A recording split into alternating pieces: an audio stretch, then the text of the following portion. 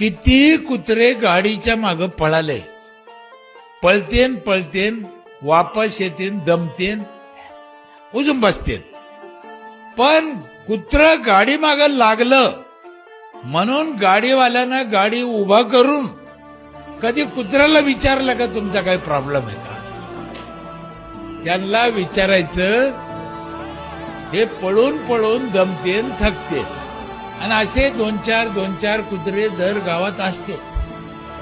त्यांच्याकडे लक्ष द्यायचं नाही. काय करतात ते? चांगल्या गाडीच्या मागे लागते ते. बरं, उगच लागते.